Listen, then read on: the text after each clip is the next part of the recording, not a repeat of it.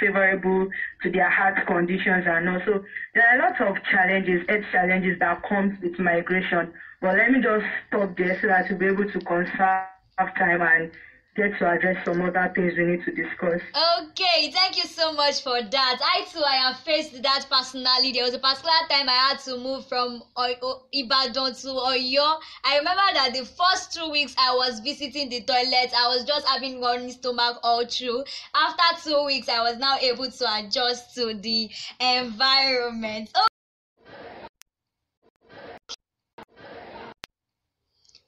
Okay, are there negative influence migrants can have on regions they get to? Do you think there are negative influence migrants themselves can have on the particular place they move to? Yeah, there are negative influence that comes with migrants getting to their host country. In the case of health-wise, the economy too, there are some negative impacts they are. So migration always comes with its pros and cons too. So those negative aspects is inevitable, and to an extent it's controllable at the same time. So there are certain negative impacts migration causes on the host country as well. Okay, like what's my exactly? All right. Some of these negative influences include the increase in cost of services, such as in the case of health services and education. Okay. When there's an increase in population, there will be a need for the government to top up their game. There will be much demand in the health sector, the academic sector, the work sector. All hands must be on deck. So that increases the cost, how much the government will be investing into, like the host country or the host state, how much they will be investing. And also there will be overcrowding. Let's take Lagos for instance now. Everybody wants to move to Lagos, the center of excellence, want to make money, make cookers, and you see congestion here and there. Yeah. You see people being pinned down on the road because there's no movement, there is hold up, there is this and there is that. And in some cases, to an extent, we start to see the case of racism, and there is differences in religion, in cultures and beliefs. That too can result.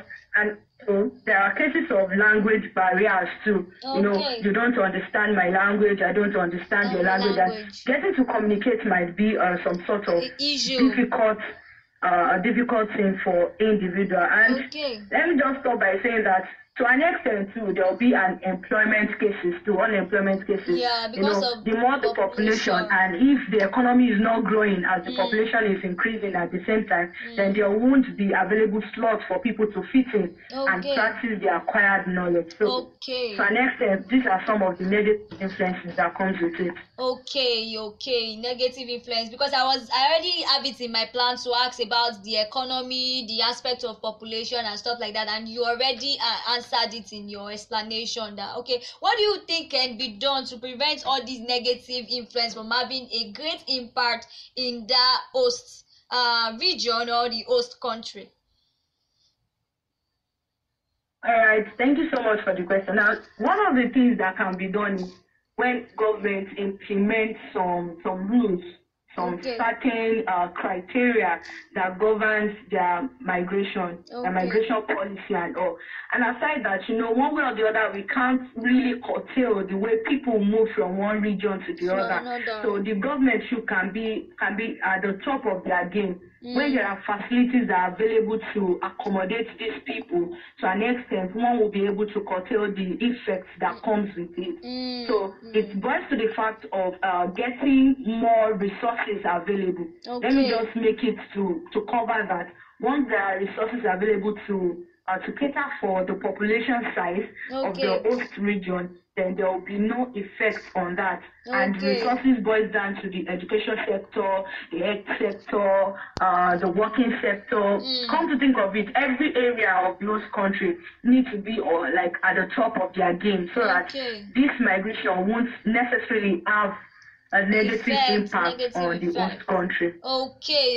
That means the government really have a role to play in preventing movements of people from one place to another to have negative influence on the region. Yes. Okay. Yes. Let's go back to the health challenge that people faced as a result of migration. Now, do you think it is very important? Do you think there's a need for a kind of vaccination or a kind of quarantine for people who are migrating from a particular place to another before they enter that host region, especially even if it is interstate movement or even outside the country?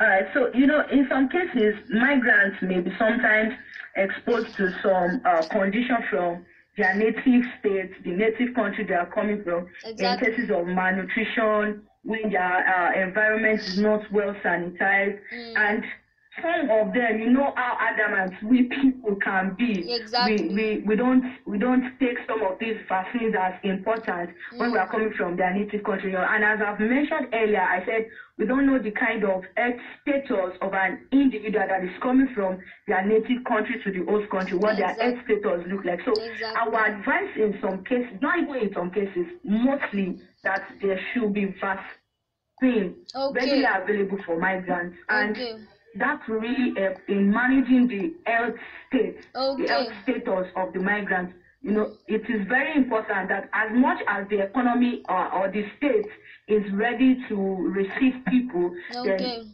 getting the health status of the host country, the people living in there, getting it at the peak or making it excellent is important too, because these people come with different diseases. Some of it may be communicable and some may not be communicable. So vaccines are important. They are very, very necessary. And in some cases, before they are even released to mix with people in the host state, in the host country, there should be a case of them being isolated for some certain period of time so that they get to know the trend of their health, how good they are health-wise, what the status of their health is, maybe in the space of some weeks, some days, and all. So that will really help to curtail the effects on the health status of the host country, the people living in the country or the state. Okay, thank you for that. So we can actually recommend vaccination for even interstate movements within the country,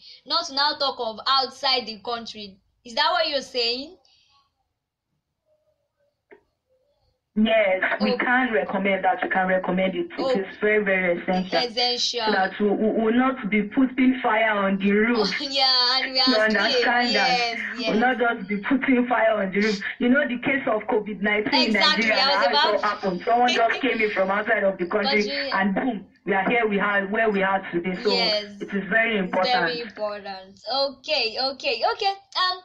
Before I allow you to share your experience as a migrant and how you overcome any challenges and stuff like that, do you think it's reasonable for the government officials to bind people from moving from a particular place to a region in case of economic meltdown in that place or in case of overpopulation?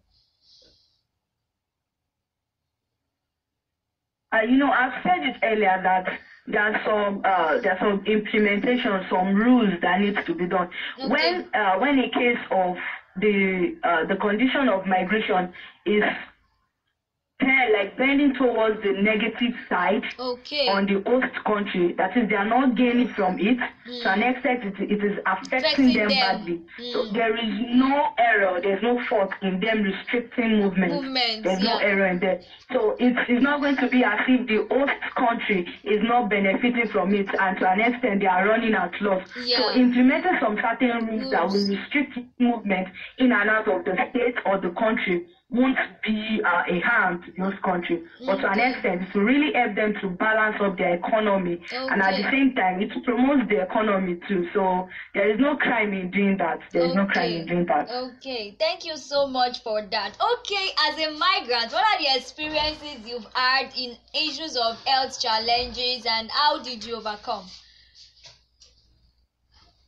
All right. As an individual, one of my friends used to complain that probably maybe they will have to take me to go through a CT scan process to know the condition of my tummy. I'm this kind of person that once I move from a state, even it can be within the state, move from one community to another, I start having skin irritation. I have irritation of my bowel. So in some cases, I visit the toilet anyhow, You're just maybe like two, me. 3 times in a day. So Oh my those are God. some of the challenges. I think those are the two major challenges I face with Okay. migration, either from one state to another. Another. I start having skin irritation, I have bowel irritation. So those are the two things that I'm always experiencing Experiencing. anytime I move from one state to the other. Okay. How were you able to deal with it? How were you able to cope with it? All right. When you know the state of your health, one way or the other, you always find myths around you. So more often when I'm traveling, I get to go with some spare snacks. Don't let me call it food. So that for the first 3 days of my stay there, I feed on what coming from my native state, like from where I'm coming from.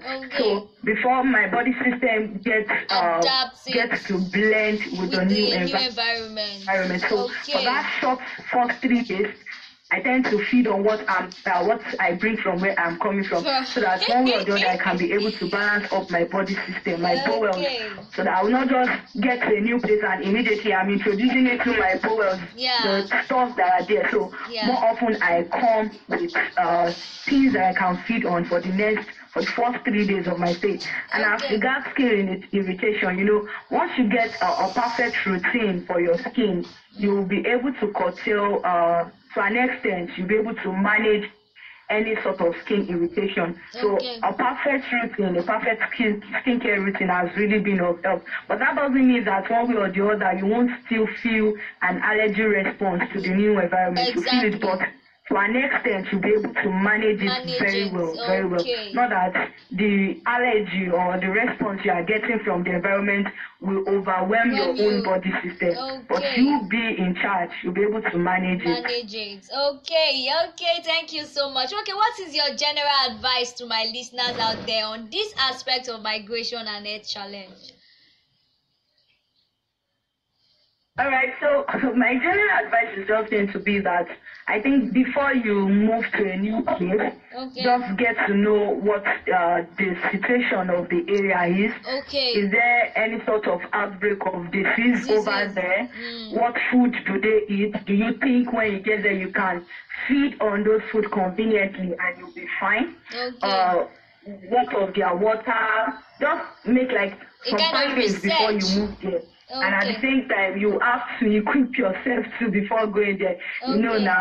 Once you know the kind of place you are going to, you have to equip yourself before going there. So it is important that there is like a full knowledge about where you are going to, then you'll be able to know what you are going to work with when you get there, and how you are going to manage your health when you get there, so that you not just move from a place to another place not knowing what the situation of things look like there, so that you not fall victim of some of these health issues that comes with migration. Okay. Thank you so much, Ma, for that. Okay, and I hope my listeners have learned a lot. Please make sure that you make research on wherever you are going to. Ask around. Okay, what is there any outbreak of disease there? What's going on there? Do you feel they should ask about how business is going there? Because during the course of the week, one of our correspondents went around to interview people on this subject, and somebody said that as a result of this migration, there was an effect on the person's business negatively. Wow. Okay, what's your take on that? Do you think people should also make research on the business aspect of the place before they migrate? All right, when it comes to business, there is what we call a market survey. Okay. So Let me just take for instance now, maybe you are into the sales of pork meat. Okay. You don't expect you to get good sales in other parts of the country because why? Those people there, they don't take pork meat. Okay. So at the same time, there's a case of market survey. If you are going to a new place, you have your business idea, you have a business you are running. How is your business? How acceptable is it in their market? Okay. Do people over there patronize the business? Do they use the goods? Is your services is it acceptable to them? Okay. So if one is not cautious about market survey, you will run at loss while migrating. So if you don't have a market survey, you are moving to another